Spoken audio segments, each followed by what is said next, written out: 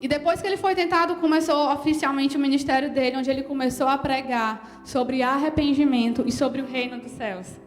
Por que o arrependimento? Porque ele veio para reconciliação. Mas se ele veio para reconciliar e a gente não se arrepender, e a gente não quiser, a gente está invalidando o que ele fez. A gente está se posicionando acima do sacrifício, dizendo, eu não preciso. Por isso que ele veio trazer a mensagem do arrependimento. Trazer a mensagem que transforma. E eu coloquei como último ponto dos princípios que Jesus seguiu para o exercício do ministério dele. Ele não andou só. Ele andou em família. Ele poderia simplesmente ter brotado da terra, ter nascido do nada e simplesmente, nasceu. Mas Jesus e Deus, eles têm no coração deles a família. Isso é tão importante que ele fez Jesus nascer do ventre de uma pessoa para validar a importância da família no ministério. E para validar todos esses princípios que existem dentro da nossa herança no reino espiritual. E além dele ter nascido na família e tudo, quando chegou na época do exercício do ministério, ele escolheu a família que ele ia exercer, que aí foram os discípulos.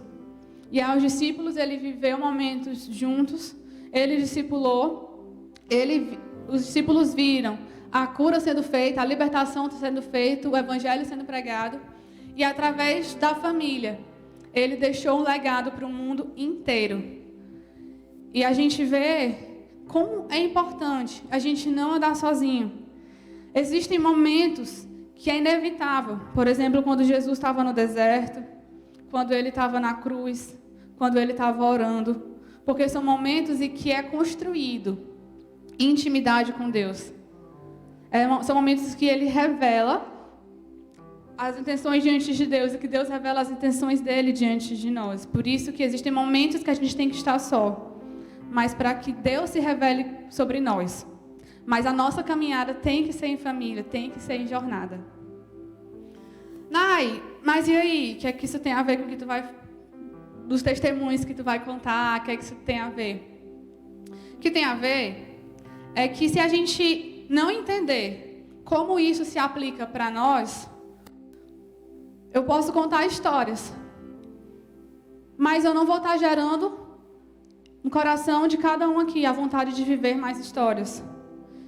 E uma das coisas que eu tenho como prioridade quando eu prego é mostrar para todos a bondade de Deus e mostrar, é possível, para todos. É possível sim viver uma vida de alegria. É possível sim viver as melhores histórias de aventura com Deus. É possível sim viver pela fé. É possível sim ser um cristão e ser a pessoa mais feliz do mundo. Mas se não conhece Deus, você não vai conseguir. Se você for um frequentador, você não vai conseguir. Por isso que eu venho falar de princípios que mudaram minha perspectiva e mudaram minha forma de ver Deus. E uma das coisas que eu sempre tento fazer quando eu vou ler a Bíblia é: o que isso revela sobre Deus? Sobre o caráter de Deus. O que isso revela sobre o propósito de Deus para a humanidade. E o que isso fala a respeito da vontade de Deus para mim. Para a minha vida, de forma pessoal.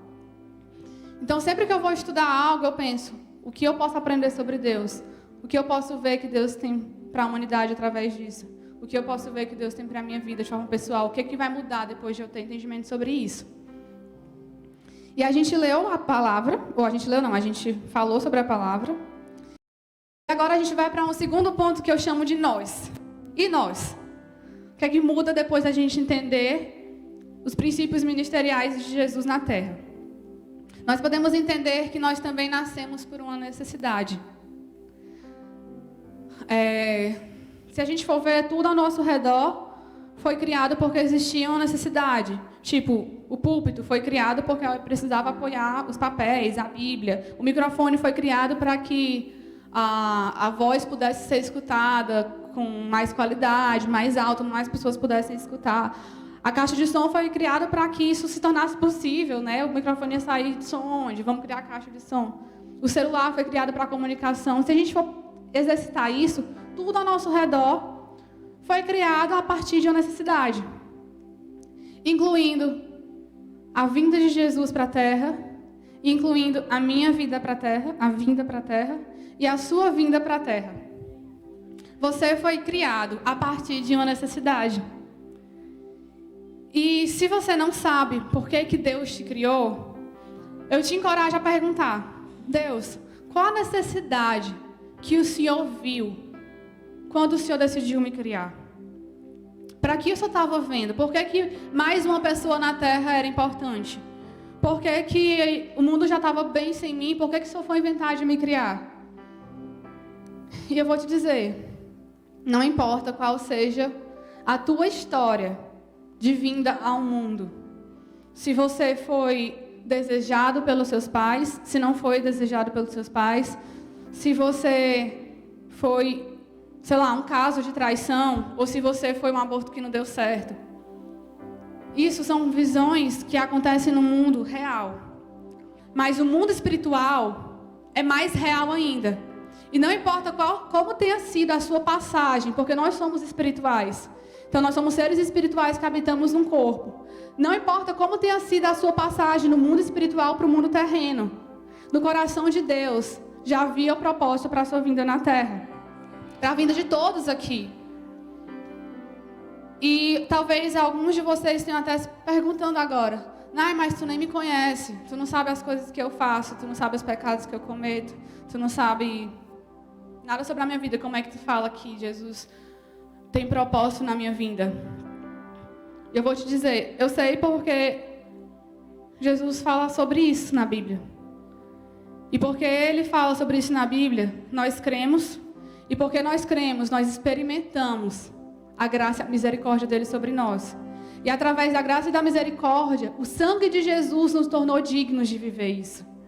O que Jesus fez nos tornou dignos do perdão e do recomeço nas nossas vidas. Então não importa como que você esteja, Jesus, ele tem sim algo específico para a sua vida.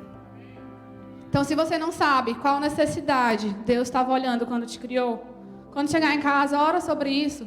Ora na semana assim: Deus, o que estava no teu coração quando o Senhor me criou? Jesus, ele teve a vinda anunciada, né? Que era o segundo ponto, que ele veio para a terra e ele já estava sendo esperado. A Bíblia fala sobre isso em várias partes dela, não só no Novo Testamento. Fala sobre a vinda de Jesus. Talvez nossa vinda, provavelmente nossa vinda aqui na terra não é anunciada como Jesus foi anunciado. Mas no reino espiritual, sim, nossa vinda é anunciada.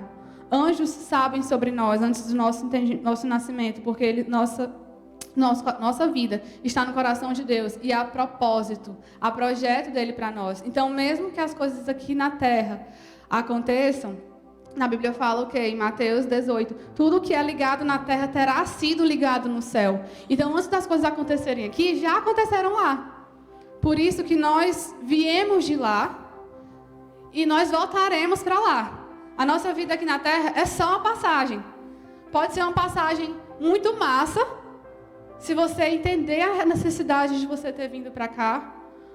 Ou pode ser uma passagem ok. Ou pode ser uma coisa muito ruim. Vai depender de como você decidir viver.